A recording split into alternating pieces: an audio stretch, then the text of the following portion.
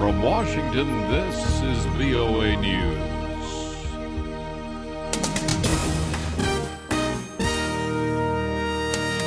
Coming up, U.S. Iran talks regarding Tehran's nuclear program, the latest on the attack at Pakistan's largest airport. Senior Iranian official says Iran talks with the West may be extended another 6 months if no deal is reached by the July 20th deadline. Deputy Foreign Minister Abbas Araqhchi is quoted by Iran's official news agency after the first day of direct talks with the United States in Geneva. Two-day meeting is aimed at preparing both sides for next week's international negotiations in Vienna. U.S. State Department spokesperson Marie Harf was asked by reporters Monday about the status of the talks with Iran. We are at a critical juncture in the talks. We don't have very much time left. We think we've made progress during some rounds, but as we said coming out of the last one, we hadn't seen enough made. We hadn't seen enough realism, quite frankly, on the table, and hopefully these discussions, like the other bilateral discussions people have, can help get us to the place we want to be. Iran agreed last November to curb its uranium enrichment program in exchange for the easing of Western sanctions and talks toward a comprehensive deal. United States and its allies suspect Iran of trying to build a nuclear bomb. Iran insists its nuclear program is strictly for peaceful civilian purposes. Pakistani Taliban is claiming responsibility for the deadly assault on the country's largest international airport in Karachi on Sunday night that left at least 28 people dead. 10 terrorists and more than a dozen security personnel were killed. Ayaz Gul has details. Authorities say that just before midnight, a group of around 10 heavily armed militants, some wearing military uniforms, infiltrated an old terminal at Karachi's busy Jinnah International Airport.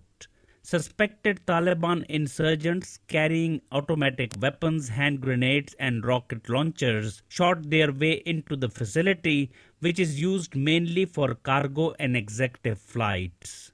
The audacious coordinated assault triggered an intense 5-hour gun battle with security forces guarding the terminal that extended into Monday morning. Flights to Karachi were diverted to other airports as troops joined elite commandos in trying to counter the assault. Ayaz Gul, Islamabad. Pakistani Taliban spokesman says the attack was in response to recent military strikes against militant strongholds along the Afghan border and last year's killing of the group's leader, Hakimullah Masood, in a suspected U.S. drone strike. 2 bombs targeting Kurdish political party offices in northern Iraq have killed at least 30 people. Car bomb blew up at a checkpoint near the offices of President Jalal Talabani's Patriotic Union of Kurdistan. A short time later, a truck packed with explosives was detonated beside a wall. The attack was the second in as many days against the party's offices. An al-Qaeda splinter group known as the Islamic State of Iraq in the Levant claimed responsibility for the attack on Sunday, which was near Baghdad. Ukraine's foreign ministry says it's reached a mutual understanding with Russia on key stages of a peace plan for eastern Ukraine. A ministry statement Monday offered no details after a second day of negotiations in Kiev, mediated by the Organization for Security and Cooperation in Europe. But the statement said the contact group had agreed to continue talks aimed at ending fighting in the cities of Lugansk and Donetsk in eastern Ukraine. And Ukraine and Russia, along with representatives of the European Union, sat down in Brussels on Monday to resolve a natural gas dispute VOA's Gabe Joslow has that part of the story.